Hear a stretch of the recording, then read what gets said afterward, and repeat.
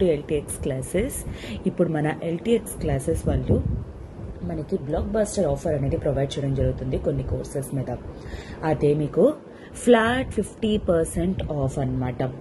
So 10,000 rupees worth ఈ కోర్సులను మీకు కేవలం 5,000 రూపీస్కే ఇన్ని కోర్సెస్ అనేవి ప్రొవైడ్ చేయడం జరుగుతుంది. ఆ కోర్సెస్ ఏంటి అంటే ఎన్సీఆర్టీ ఫౌండేషన్, కరెంట్ అఫైర్స్, అలానే mains answer writing, CSAT, prelims test series, ఇవన్నీ కూడా మీకు కేవలం 5,000 రూపీస్కే ఫ్లాట్ 50% ఆఫ్ లోనే ప్రొవైడ్ చేస్తున్నారనమాట. అయితే ఈ కోర్స్ వ్యాలిడిటీ వచ్చేసరికి మీకు లైఫ్ టైం వ్యాలిడిటీ. బట్ ఈ ఫీ ఆఫర్ ఏదైతే మీకు ఫ్లాట్ 50% ఆఫ్ ఏదైతే ఉందో అది కేవలం 31 అక్టోబర్ వరకు మాత్రమే. ఓకేనా? సో ఎవరైతే ఇప్పుడు మీరు ఎన్సీఆర్టీ కానీ సీసాట్ రిలేటెడ్ కానీ ఎవరైతే నేర్చుకోవాలనుకుంటున్నారో ఇవన్నీ మీకు కాంబో ఆఫర్లో వస్తున్నాయి కాబట్టి ఈ కాంబో ఆఫర్ని యూజ్ చేసుకోవడానికి ట్రై చేయండి. Okay, this is very good time which మీరు యూజ్ చేసుకోవడానికి మీకు చాలా హెల్ప్ అవుతుంది అనమాట.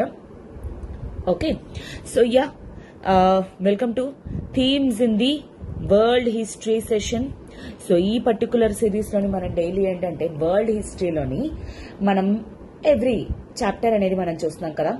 So already as of now medieval ఎరా టైం పీరియడ్ లోని 3 ఆర్డర్స్ అంటే ఏంటి, ఆ తర్వాత 3 ఆర్డర్స్ తర్వాత ఎస్పెషల్లీ అగ్రికల్చరల్ చేంజెస్ ద్వారా, క్లైమేట్ చేంజెస్ ద్వారా ఏ విధంగా 4th order new towns and new town people అనేవాళ్ళు ఎలా స్టార్ట్ అయ్యారు అనేది మీరు ఆల్రెడీ చూసారు. ఓకేనా? సో అవి ఎవరైనా మీరు ఒకవేళ మిస్ అయ్యి ఉండుంటే ప్రీవియస్ వీడియోస్ చూడండి, మీకు ఆటోమేటిక్ గా అర్థమైపోతుంది. నేను మీకు ప్యారలల్లీ కంటిన్యూ చేయడం అనేది జరుగుతుంది. సో ఈ రోజు దాని కంటిన్యూషన్ అనేది we shall be going to see. ఓకేనా? So yes, the crisis of the 14th century అన్నమాట. అప్పటి వరకు కూడా 13th సెంచురీ ఎండింగ్ వరకు కూడాను వాళ్ళకి అంటే టౌన్స్ అవి గట్ట పెరగడానికి ఎలా రీజన్, గిల్డ్స్ అవన్నీ కూడా రావడానికి గల రీజన్ ఏంటి యాక్చువల్లీ? సో వాళ్ళ దగ్గర ప్రాఫిట్స్ అనేవి ఇంక్రీజ్ అయ్యాయి. అగ్రికల్చరల్ చేంజెస్, వుడెన్ ప్లోస్ అవి కాస్త ఐరన్ ప్లోస్ అవి స్టార్ట్ అయ్యాయి. ఆ తర్వాత వాళ్ళకి ఏంటి అంటే మోర్ అండ్ మోర్ ప్రొడక్షన్ అనేది వచ్చింది, రెవెన్యూస్ పెరిగాయి. సో దానివల్ల ఇన్వెస్ట్మెంట్స్ టౌన్స్ లోకి వెళ్లడము, సెటిల్ అవ్వడము, ఇదంతా కూడా జరిగిందనమాట. ఎప్పటి వరకు లిటరల్లీ ఆల్మోస్ట్ 10th సెంచురీ నుండి 13th సెంచురీ ఎండింగ్ వరకు కూడా జరిగిందనమాట. అంటే ఆల్మోస్ట్ 300 ఇయర్స్. ఆ తర్వాత 14th సెంచురీ స్టార్ట్ అయ్యేసరికి ఏంటి అంటే ఒకేసారి చేంజెస్ అనేవి జరిగాయి.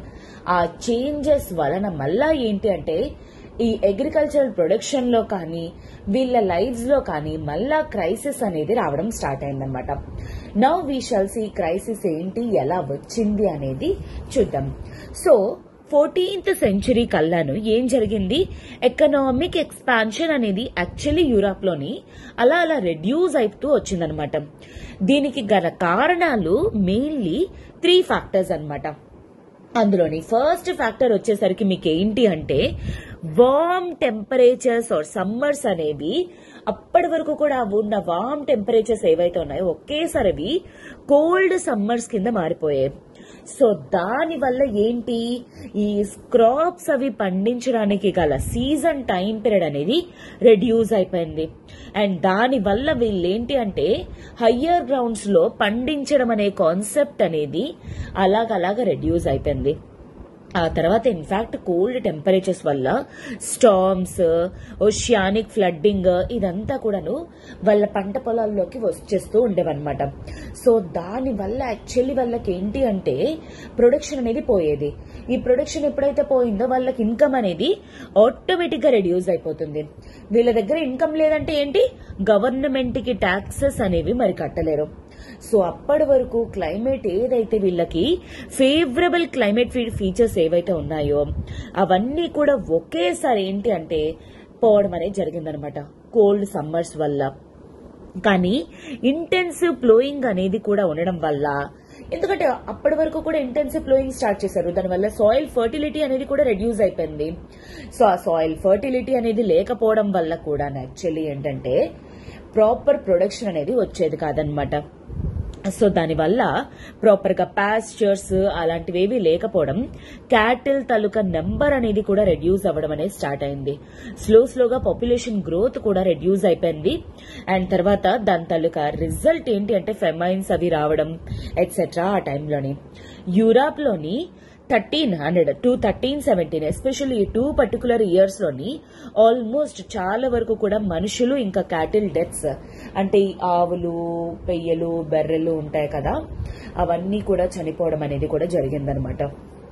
అయితే వీటి ద్వారా అగ్రికల్చర్ ఒక్కటే ఇంపాక్ట్ అవుతుంది ఏంటి ఎప్పుడైనా సరే, ఆటోమేటిక్ గా అగ్రికల్చరల్ డిపెండెంట్ ఏవైతే ఉన్నాయో అన్ని కూడా స్కోప్ అనేది రెడ్యూస్ అయిపోతుంది. అందుకే కదా మనం primary sector or otherwise agriculture sector అనేది ఎప్పుడు మనం కాపాడుకోవడానికి ట్రై చేస్తాం. ఎందుకంటే ప్రైమరీ సెక్టార్ నుండే ఇటు ఇండస్ట్రీస్ కానీ అటు టెరిషరీ సెక్టార్ కానీ బాగుపడేదన్నమాట. సో సిమిలర్లీ అగ్రికల్చర్ ఎప్పుడైతే డ్రాస్టికలీ నెగటివ్ ఇంపాక్ట్ అయితే ఎప్పుడైతే జరిగిందో అప్పుడే ట్రేడ్ అనేది కూడా వర్స్ట్ హిట్ అనేది రావడం జరిగిందనమాట.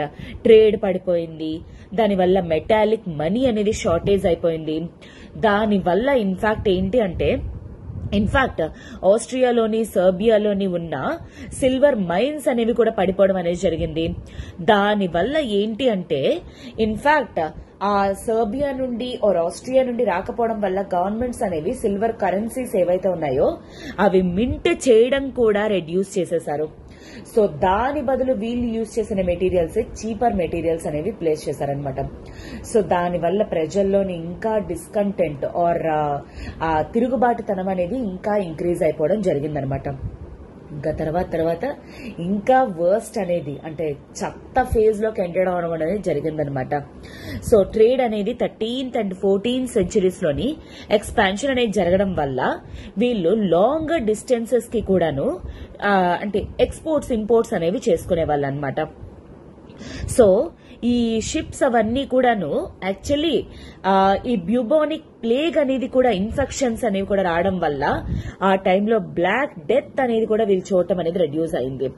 ఎస్పెషల్లీ వెస్ట్రన్ యూరోప్ వచ్చేసరికి ఎర్లియర్ సెంచురీస్ లోకి వచ్చేసరికి లిటరల్లీ పాపులేషన్ ఏ విధంగా రెడ్యూస్ అయిపోయిందంటే ఐసోలేట్ అయిపోయిందనమాట. ఐసోలేట్ అంటే అర్థం ఏంటి, ప్రజలు ఎవ్వరూ లేని సిచ్యువేషన్ ని ఐసోలేషన్ అని చెప్పేసి అంటారు. ఎస్పెషల్లీ 1347 నుండి 1350 వరకు అనమాట. ఆల్మోస్ట్ ఇప్పటి రేట్ తో కంపేర్ చేస్తుంటే అంటే మోర్టాలిటీ రేట్ అనేది 20% వరకు కూడా చనిపోవడం అనేది జరిగిందనమాట ఆల్మోస్ట్. అండ్ కొన్ని ప్లేసెస్ లోనైతే it even extended up to 40%. అంటే అప్పటి వరకు 100 ఉన్న ప్రజలు ఒకేసారి 80 అయిపోవడం, 60 నెంబర్కి వచ్చేయడం, అలాగా రెడ్యూస్ అయిపోవడం అనేది జరిగిందనమాట. సో అంతగానం ఈ పాండమిక్ అదంతా కూడా ఎఫెక్ట్ చేయడం అనేది జరిగింది.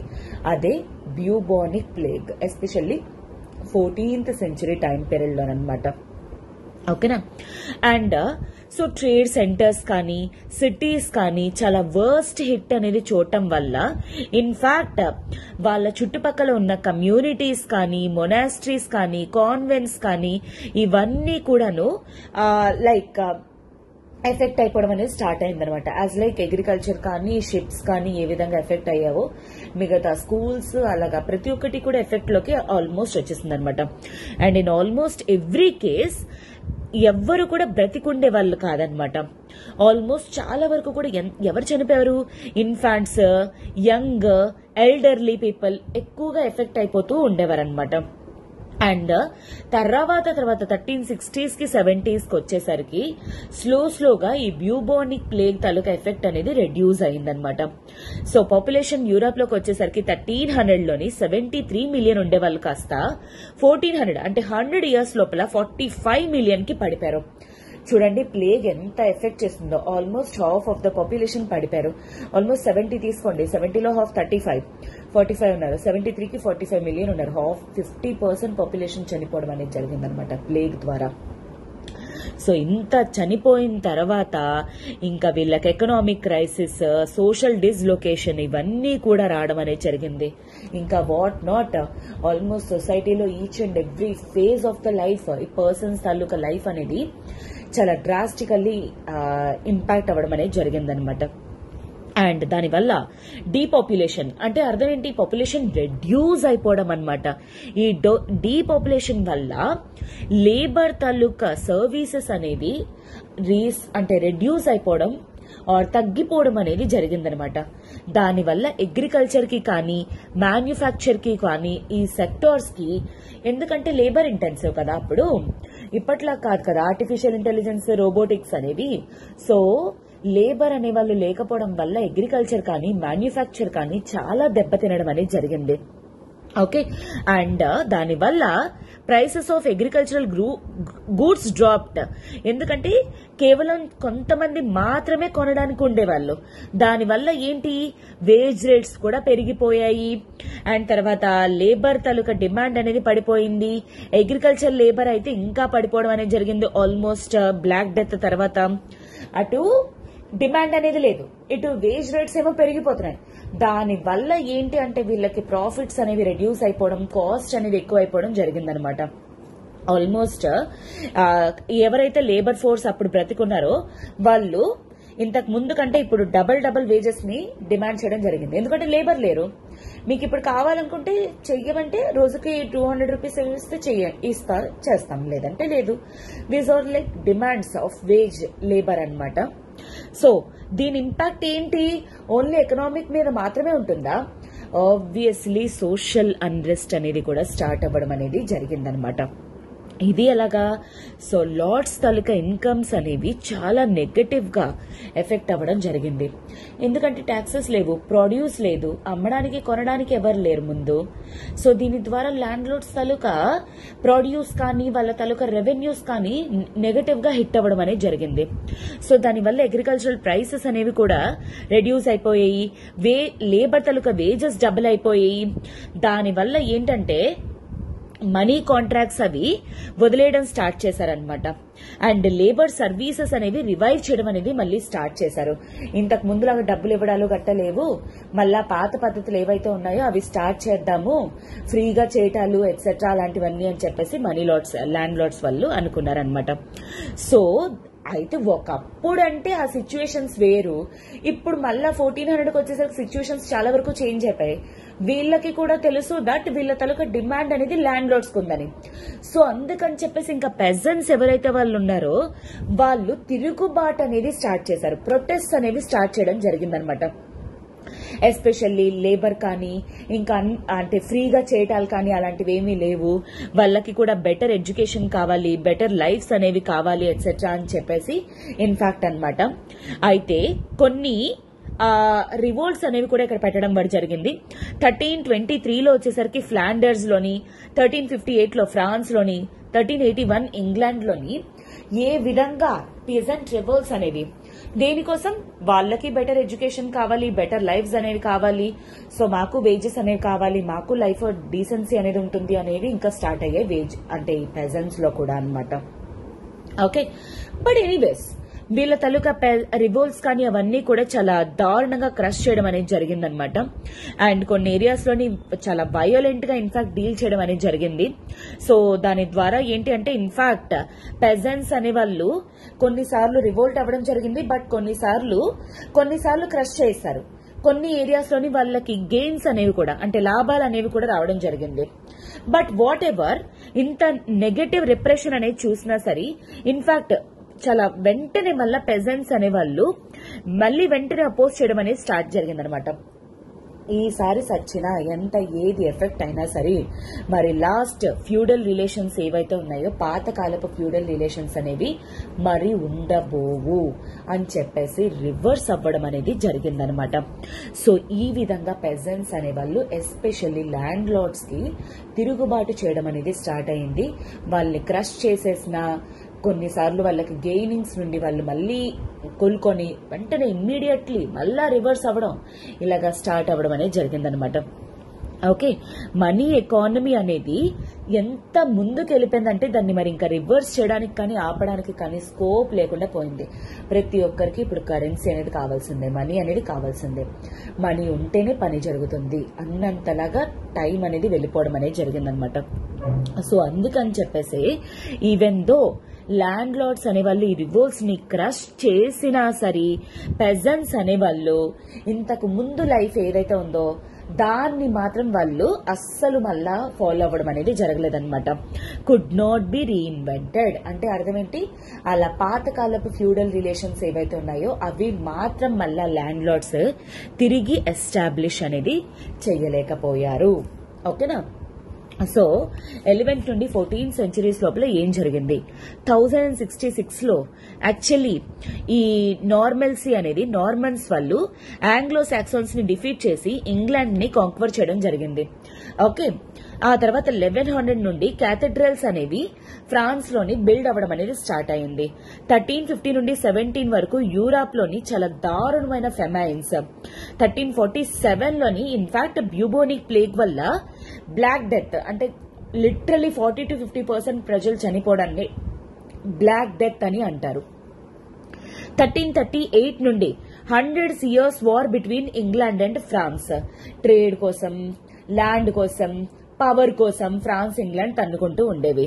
1381లో ఫైనల్లీ పెజెంట్ రివోల్ట్స్ అనేవి కూడా క్రష్ అయిపోవడం అనేది స్టార్ట్ అయిందనమాట. ఓకేనా. So this is what. And now political changes అనేవి ఏ విధంగా జరిగాయి అనేది చూద్దాం. సో సోషల్లీ ఏ విధంగా వాళ్ళు క్రష్ చేసినా సరే వాళ్ళ పొజిషన్ ని ఏ విధంగా వాళ్ళు నిలబెట్టుకున్నారనే చూసాం. అలానే క్లైమాటిక్ చేంజెస్ అనేవి చూసాం. సో ఇప్పుడు నా పొలిటికల్ చేంజెస్ అనేవి చూద్దాం. అంటే ఏ విధంగా ఇప్పుడు నోబుల్స్ కి వాళ్ళందరికీ కూడా ఎవడు కూడా పెజెంట్స్ అనే వాళ్ళు మరి రెస్పెక్ట్ గౌరవాలు అవేం లేవన్నమాట. Now we shall see political sphere లో కూడాను సోషల్ లైఫ్ ద్వారా చాలా చేంజెస్ అనేవి వీటి మీద ఎఫెక్ట్ పడడం అనేది జరిగిందనమాట. 15th and 16th centuries time period లోని యూరోపియన్ కింగ్స్ ఏంటి, వాళ్ళ తాలూకా మిలిటరీ పవర్ ని కానీ ఫినాన్షియల్ పవర్ ని స్ట్రెంథన్ చెయ్యాలి అని చెప్పేసి అనుకున్నారు. సో అందుకోసం అని చెప్పేసి న్యూ స్టేట్స్ అనేవి క్రియేట్ చెయ్యాలి అని చెప్పేసి అనుకొని అండ్ ఆ ఎకనామిక్ చేంజెస్ ని యూజ్ చేసుకోవాలి అని చెప్పేసి అప్పటి తాలూకా యూరోపియన్ కింగ్స్ అనే వాళ్ళు అనుకున్నారు.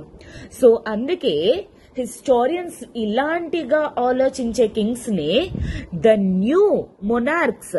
మొనార్క్ అంటే అర్థం ఏంటి, చెప్పింది ఎవడు వినడు, వాడు ఏదైతే అనుకుంటాడో వాడు చెప్పింది వాడు ఇంకా లా అన్న కింగ్స్ ని మొనార్క్స్ అంటారు.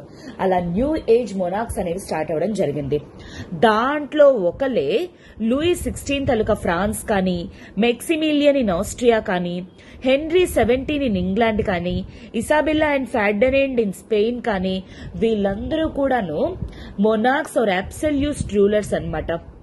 ఆల్మోస్ట్ ఇన్ఫాక్ట్ సొసైటీలో సిచ్యువేషన్ ఎలాగా ఉండనండి, అగ్రికల్చరల్ సిచ్యువేషన్ ఎలా ఉండనివ్వండి, ప్రజల తాలూకా సిచ్యువేషన్ ఎలా ఉండనివ్వండి, వీళ్ళకి కావాల్సింది మాత్రం వీళ్ళ పవర్ అన్నమాట. అండ్ అందరూ వీళ్ళ కంట్రోల్లో ఉండాలి, ఎకనామిక్ ఎక్స్పాన్షన్ అనేది జరగాలి. సో దానికోసం అని చెప్పేసి సివియర్ థింగ్స్ అనేవి కూడా వాళ్ళు చేసేవాళ్ళు అనమాట.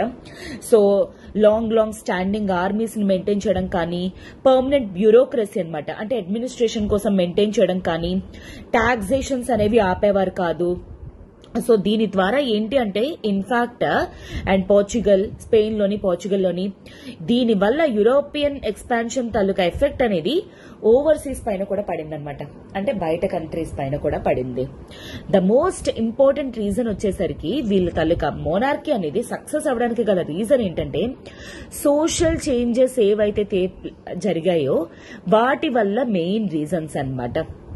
అయితే ఫ్యూడల్ సిస్టమ్ అనేది ఆల్మోస్ట్ క్లోజ్ అయిపోయింది. ల్యాండ్ లార్డ్స్ తాలూకా ఇంకా ఓనర్షిప్ అనేది లేదు, వ్యాసలేజ్ అనేది లేదు, అండ్ ఎకనామిక్ గ్రోత్ అనేది స్లోగా రెడ్యూస్ అయిపోవడం అనేది జరిగింది. అండ్ ఫస్ట్ ఆపర్చునిటీ వచ్చేసరికి తీసుకున్న వాళ్ళు ఎవరు, కింగ్స్ అనే వాళ్ళు. ఈ ఆపర్చునిటీని వాళ్ళు ఇమ్మీడియట్ గా క్యాచ్ చేసుకుని వాళ్ళు ఏంటి అంటే వాళ్ళు చాలా పవర్ఫుల్ గా ఇంకా రైజ్ అవ్వడం అనేది స్టార్ట్ అయిందనమాట. రూలర్స్ అనేవాళ్ళు ఇంకా ఈ ఫ్యూడల్ లెవైస్ అవన్నీ కూడాను వదిలేసి ఆర్మీస్ ఆర్మీస్ కి అండ్ ప్రొఫెషనల్లీ ట్రైన్డ్ ఇన్ఫాంట్రీ ఎవరైతే ఉంటారో వాళ్ళకి ఆర్టిలరీ గన్స్ అవి ఇవ్వడం కానీ అవన్నీ చేయడం అనేవి స్టార్ట్ చేశారు. ఎందుకంటే ఆర్మీస్ ని మెయింటైన్ చేస్తూ ఉంటేనే టెరిటోరియల్ ఎక్స్పాన్షన్ అనేది జరుగుతుంది. టెరిటోరియల్ ఎక్స్పాన్షన్ ద్వారా గ్రోత్ అనేది వస్తుంది అని చెప్పేసి అప్పుడు కింగ్స్ ఆర్ మొనార్క్స్ ఆర్ రూలర్స్ అనే వాళ్ళు ఎక్స్పెక్ట్ చేయడం అనేది జరిగిందనమాట. Okay, so the resistance of the aristocracies crumbled in the face of the firepower of the kings. కానీ అరిస్టోక్రాట్స్ ఎవరైతే క్లాస్ ఉంటారో వాళ్ళు మాత్రం ఈ మొనార్క్ కింగ్స్ ఎవరైతే ఉన్నారో వీళ్ళని అపోజ్ చేయడం అనేది స్టార్ట్ అవ్వడం జరిగిందనమాట. ఓకే, అండ్ ఈ విధంగా ఏంటి అంటే ఆల్మోస్ట్ ద న్యూ మొనార్కీ అనేది స్టార్ట్ అయింది. 1460 నుండి 1559 వరకు కూడా న్యూ మొనార్క్స్ ఇన్ ఫ్రాన్స్, 1474 నుండి 1556 వరకు స్పెయిన్ లోని, 1485 నుండి 1547 వరకు న్యూ మొనార్క్స్ ఇన్ ఇంగ్లాండ్. ఏ టైంలో ఎక్కడ అనేది కూడా మీకు తెలియాలి, రిమెంబర్ దట్. ఓకేనా?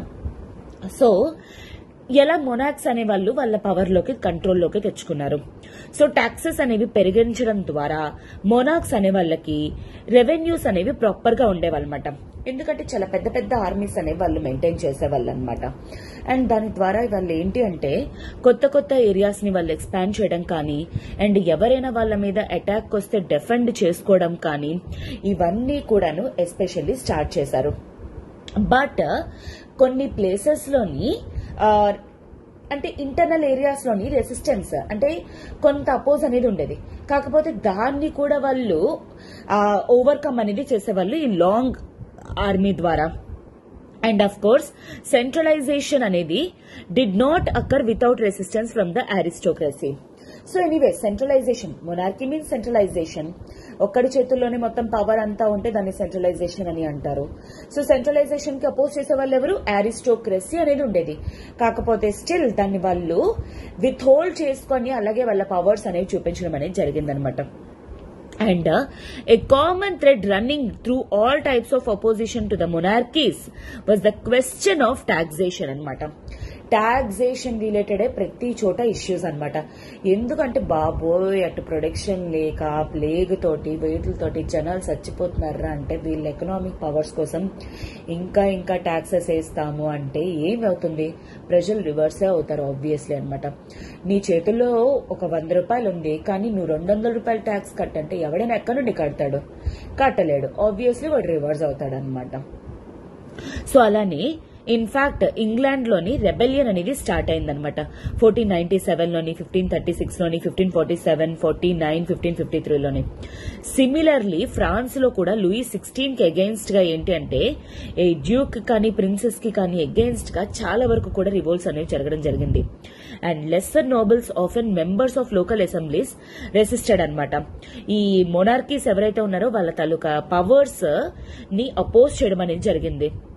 అండ్ ఇన్ఫాక్ట్ ఫ్రాన్స్ లోని 16th సెంచురీలోని రిలీజియస్ వార్స్ అనేవి కూడా జరిగాయి అనమాట. అంటే between Christianity and other religions కానీ ఎట్సెట్రా. సో ఆ విధంగా ఏంటి అంటే ఇన్ఫాక్ట్ వీళ్ళు లిబర్టీస్ అనేవి అడగడం స్టార్ట్ చేశారనమాట. ఈ విధంగా ఏంటి అంటే ఫ్రాన్స్ లో కానీ, స్పెయిన్ లో కానీ, ఇంగ్లాండ్ లో కానీ ఈ మొనార్క్స్ కి అగెయిన్స్ట్ గా రెబెలియన్స్ స్టార్ట్ అయ్యాయి, క్రష్ చేయడము స్టార్ట్ అయింది. బట్ వాళ్ళు అలాగే పవర్ విత్ హోల్డ్ చేసుకోవడం అనేది కూడా స్టార్ట్ అయింది అనమాట. సో ఆబ్వియస్లీ నోబెల్ క్లాస్ వాళ్ళు ఎవరైతే ఉన్నారో వాళ్ళు అంటే వాళ్ళ సర్వైవల్ కోసం వాళ్ళు ఏంటి అంటే టాక్టికల్ షిఫ్ట్ అనేది మార్చుకున్నారనమాట. లైక్ అపోనెంట్స్ నుండి కొత్త రెజీమ్ అనేది స్టార్ట్ చేసుకొని క్విక్లీ అంటే చాలా వేగంగా వాళ్ళ దగ్గర డబ్బు యూజ్ చేసుకొని కింగ్స్ కి లాయల్ అయిపోవడం అనేది స్టార్ట్ చేశారనమాట. అంటే కింగ్స్ ఏది చెప్తే అది వినడం. ఎందుకంటే వాళ్ళని క్రష్ చేసేస్తున్నారు. వాళ్ళ ఉనికి ఉండాలి, బ్రతుకు ఉండాలి అంటే కింగ్స్ చెప్పినట్టు వినాలి. అందుకే వాళ్ళు ఇమ్మీడియట్లీ కింగ్స్ కి మళ్ళా ఫేవరబుల్ గా మారిపోవడం అనేది జరిగింది. చలో అగైన్ మళ్ళా మొనార్క్స్ కి నోబెల్స్ తాలూకా సపోర్ట్ అనేది వచ్చేసింది అనమాట. And it is for this reason the royal absolutism has been called a modified form of feudalism. అందుకే ఇప్పుడు నోబెల్స్ క్లాస్ నుండి కింగ్స్ కి పవర్ అనేది వెళ్ళింది కాబట్టి దీన్ని మోడిఫైడ్ ఫార్మ్ ఆఫ్ ఫ్యూడలిజం అని కూడా హిస్టోరియన్స్ అని పేరు పెట్టడం అనేది జరిగిందనమాట. ఓకే, సో ల్యాండ్ లార్డ్స్ ఎవరైతే ఉన్నారో ఇప్పుడు వాళ్ళ పొలిటికల్ సీన్ ని కంట్రోల్ చేయడం అనేది స్టార్ట్ అయింది. అండ్ వీళ్ళకి ఆల్మోస్ట్ పర్మనెంట్ పొజిషన్స్ అవి ఇవ్వడం జరిగింది బ్యూరోక్రసీలోనమాట. బట్ కొత్త రెజీమ్ అనేది చాలా వేస్ లోని చాలా డిఫరెంట్ గా ఉండింది. అవేంటో అనేది చూద్దాం. King was no longer at the apex of a pyramid అన్నమాట. ఎందుకంటే డిపెండెన్సీ అండ్ ట్రస్ట్ అనేది నోబెల్ క్లాస్ వాళ్ళకి కింగ్ కి డిపెండెన్సీ ట్రస్ట్ అనేది స్టార్ట్ అయింది అనమాట. ఇఫ్ అట్ ఆల్ ఒకరికొకరు లోయల్ గా లేరా ఇంకో క్లాస్ అనేది పడిపోతుంది. అందుకోసమే కింగ్ అనేవాడు అబ్సల్యూట్లీ హై పవర్ అని చెప్పుకోవాల్సిన అవసరం అనేది కూడా లేదు. అండ్ వాడేంటి అంటే ఇప్పుడు of course he was centre the కోటియర్ సొసైటీకి కానీ ప్యాట్రోన్ క్లయింట్ రిలేషన్షిప్ కి కానీ సెంటర్ అవ్వడం జరిగిందనమాట. ఎవరు? కింగ్స్ వాళ్ళు అనమాట. అండ్ అందరూ మొనార్క్సే, వెదర్ వాళ్ళు పవర్ఫుల్ అయినా వీక్ అయినా సరే వాళ్ళు ఏంటి అంటే ఈ నోబెల్ క్లాస్ తాలూకా సపోర్ట్ అనేది కోఆపరేషన్ కి వాళ్ళు అలవాటు పడిపోవడం, డిపెండెన్సీ అనేది స్టార్ట్ అవ్వడం అనేది జరిగిందనమాట. And patronage became the means of ensuring such cooperation. అంటే ఒకరికొకరు సపోర్ట్ చేసుకోవడం, ఆ మ్యూచువల్ సపోర్ట్ కానీ కోఆపరేషన్ కానీ మెయిన్ ఏంటి అంటే ఇంకా అవి కామన్ ఫీచర్స్ అయిపోయాయి కింగ్ కి ఇంకా నోబెల్ క్లాస్ వాళ్ళకి మధ్య అనమాట. అండ్ పాట్రోనేజ్ అనేది మనీ రూపంలో కానీ ఇంకేదైనా రూపంలోని నోబెల్ క్లాస్ వాళ్ళు కింగ్స్ కి ఇవ్వడం కానీ అలా చేయొచ్చు అనమాట. దేర్ ఫోర్ మనీ అనేది చాలా ఇంపార్టెంట్ వే అయిపోయింది అనమాట. ఎవరికి నాన్ అరిస్టోక్రాట్ ఎలిమెంట్స్ ఎవరైతే ఉంటారో లైక్ మర్చెంట్స్ కానీ బ్యాంకర్స్ కానీ వాళ్ళందరికీ కూడాను మెయిన్ సెంటర్ రోల్ ప్లే చేయడం అనేది స్టార్ట్ అయిందనమాట. సో కింగ్స్ కి వాళ్ళ అప్పులు అనేవి ఇవ్వడం కానీ అండ్ తర్వాత సోల్జర్స్ కి వేజెస్ రూపంలో ఇవ్వడం కానీ ఎట్సెట్రా. దీని ద్వారా ఏంటంటే వాళ్ళ దగ్గర ఉన్న డబ్బుల్ని వాళ్ళు యూటిలైజ్ చేసుకోవడం అనేది స్టార్ట్ చేసుకున్నారు. అండ్ తర్వాత ఆ డబ్బుల్ని వీళ్ళు మళ్ళా అంటే అటు సోల్జర్స్ కి వాటికి పే చేసి అటు ప్రొటెక్షన్ అనేది కూడా చేసుకునే వాళ్ళు అనమాట. అండ్ తర్వాత లేటర్ హిస్టరీ ఫ్రాన్స్ ఇంగ్లాండ్ లో ఏంటి అంటే ఎస్పెషల్లీ పవర్ స్ట్రక్చర్స్ అనేవి చేంజ్ అవడం స్టార్ట్ అయింది. ఎవరి టైం పీరియడ్ లోని? కింగ్ లూయి 18 ఆఫ్ ఫ్రాన్స్ 1614 లో అనమాట లిటరల్లీ. సో ఇతని టైం పర్టికులర్ లో ఏంటి అంటే ఎస్టేట్స్ జనరల్ 3 ఎస్టేట్స్ అనేవి స్టార్ట్ అయ్యాయి. Clergy, nobility and the common pageants అనేది కొత్త పొలిటికల్ స్ట్రక్చర్ అనేది క్రియేట్ అవడం జరిగింది. After this it was not summoned again for nearly 2 centuries till 1789 because the kings did not want to share power with the 3 orders.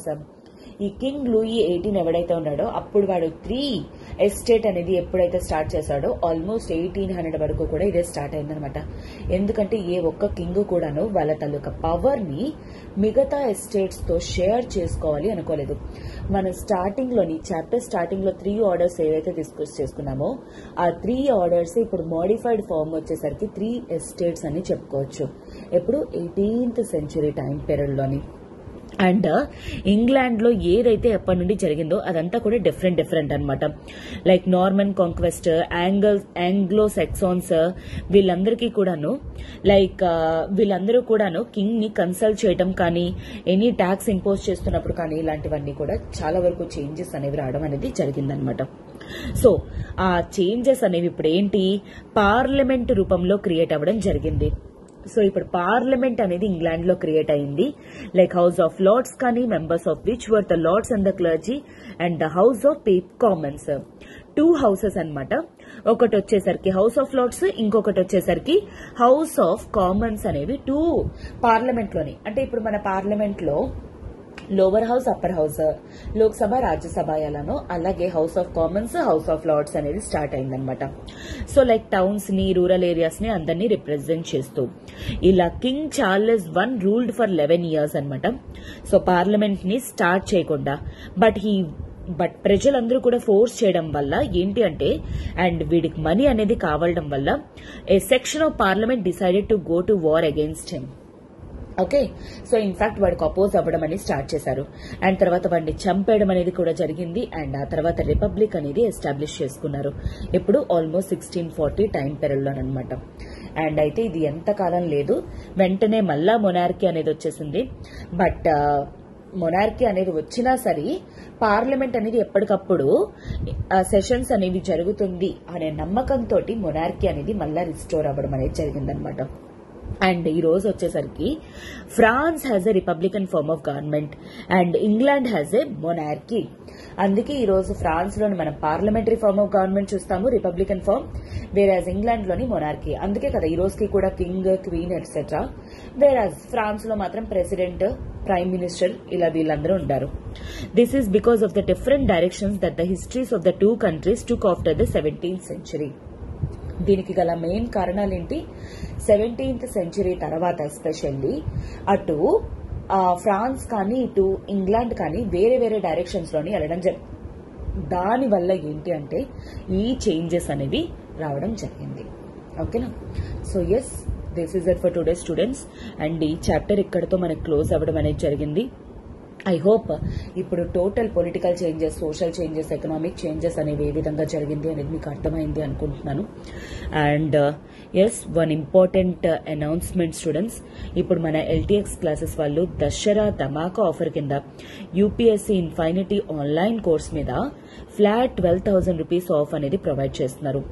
60,000 rupees worth course అనేది 12,000 of లో 48,000 rupees కే provide చేయడం జరుగుతుంది. But ఈ offer మీకు కేవలం 31st October వరకు మాత్రమే. ఇది వచ్చేసరికి మాత్రం మీకు లైఫ్ టైం వ్యాలిడిటీ తోటి వస్తుంది. దీనికి రిలేటెడ్ మీకు ఏమైనా ఇంక్వైరీస్ కానీ ఉన్నట్లయితే యూ కెన్ కాల్ 7893899553. ఈ నెంబర్ కాల్ చేసి మీ డౌట్స్ అనేవి క్లియర్ చేసుకుని త్వరగా జాయిన్ అయ్యే ప్రయత్నం అనేది చేయండి. అండ్ అలానే దసరా ధమాకా ఆఫర్ కింద UPSC infinity offline course Vizag లో కూడా ప్రొవైడ్ చేయడం అనేది జరుగుతుంది. So 1 lakh rupees worth course అనేది ఫ్లాట్ 25,000 రూపీస్ ఆఫ్ తోటి 75,000 రూపీస్ కి రావడం అనేది జరుగుతుంది విత్ లైఫ్ టైం వ్యాలిడిటీ. ఈ ఆఫర్ వచ్చేసరికి మీకు 31st October వరకు మాత్రమే. ఎవరైతే ఆఫ్లైన్ తీసుకుంటారో మీకు ఆన్లైన్ యాక్సెస్ అనేది కూడా ఫ్రీ. అండ్ దీని రిలేటెడ్ మీకు ఏమైనా ఇంక్వైరీస్ కానీ ఉన్నట్లయితే యూ కెన్ కాల్ 7893899553. ఈ నెంబర్ కాల్ చేసి మీ డౌట్స్ అనేవి క్లియర్ చేసుకుని త్వరగా జాయిన్ అయ్యే ప్రయత్నం అనేది చేయండి. ఓకేనా? So yes, this is it for today students. Have a good day. All the very best for your preparation. NCERTs అనేవి మీరు ఇంకా పక్కాగా క్లియర్ చేయాలి అనుకుంటే మీకు ఇప్పుడు ప్రెసెంట్ కాంబో ఆఫర్ అనేది ప్రొవైడ్ చేస్తున్నారు. ఆ కాంబో ఆఫర్ లో జాయిన్ అవ్వడానికి ట్రై చేయండి. So that NCERT, CSAT foundation, answer writing etcetera మీకు అన్ని కూడా సింగిల్ 5,000 రూపీస్ కి అన్ని రావడం అనేది జరుగుతుంది. ఓకేనా? So have a good day students. Tomorrow we shall continue the next third theme లో ఉన్న next chapter we shall see. Take care.